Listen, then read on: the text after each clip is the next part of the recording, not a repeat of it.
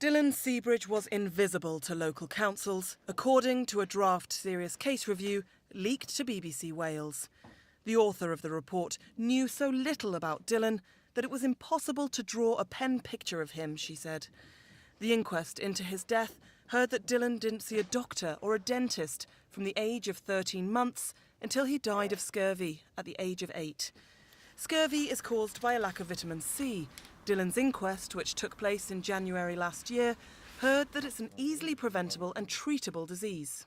Some of the clinical features which I know were described by the ambulance crew which were in the press would be very typical of scurvy, so the abnormal gums, also the swelling of the lower limbs, the rash on the legs, and the discoloration or bruising on the lower legs would be characteristic features of scurvy. Dylan's parents, however, don't believe that he died of scurvy or that he was invisible to the outside world. Mr. and Mrs. Seabridge were charged with neglect, but those charges were dropped in 2014. Dylan Seabridge lived here in rural Pembrokeshire, but his mother, Julie Seabridge, worked as a teacher in neighbouring Ceredigion. It was during an employment tribunal against Ceredigion Council that two professionals became aware that she was suffering severe mental ill health. They contacted social services and told them that Dylan was home educated. Dylan died a year and a half later in 2011. After his death, a serious case review was commissioned by Pembrokeshire Safeguarding Children Board to look at the involvement of any agencies. It should have been completed quickly so that any lessons could be learnt and shared. The draft review we've seen has never been published, and 4 years after Dylan died, nothing else has been published either.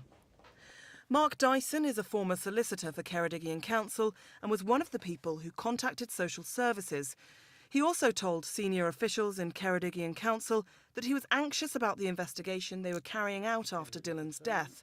Mr. Dyson says he wasn't interviewed properly about his involvement and that key documents weren't shared with the author of the review.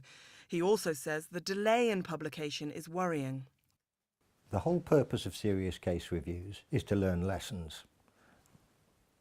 They need to be approached with a sense of urgency, because if lessons aren't learned with a sense of urgency, these things will happen again.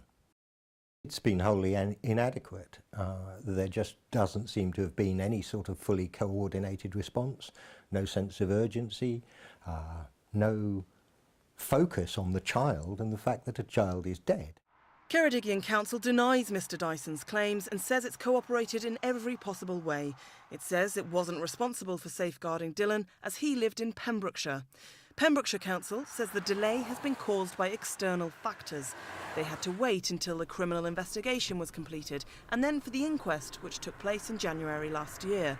They also said the process was very complex because of a change in government guidance as well as a change in the structure of Pembrokeshire Safeguarding Board. They say a new review will be published soon. Dylan Seabridge was home educated, as around 1,500 children in Wales are.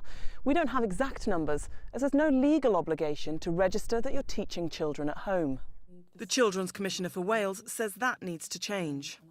This is a rare case, but I don't think Dylan Seabridge is the only child who is completely under the radar in Britain. So we should be learning what we can, very clearly, what we can from this case, and of course as quickly as possible. The Welsh Government didn't want to be interviewed, but we asked them a number of questions. They told us they couldn't comment on an individual case, but said the new non-statutory guidance on home education would be published soon. As for Mr. Dyson, he's now retired. He gave up his career after 20 years in public service. He says the fight for a full and robust investigation has had a profound impact on him. You start to feel as though either the thread of reason has broken or that there's something so profoundly wrong that you can't put it right. And it just exhausts you. It exhausts you because it goes on and on and on, because you're just trying to find somebody who can listen fairly to what you're saying. Not necessarily agree with you, but listen fairly to what you're saying. And all that I'm saying is a child is dead. Where are we in terms of learning lessons from that? Who's asking the questions? Who's shining a light on the situation? And the answer seems to be nobody is.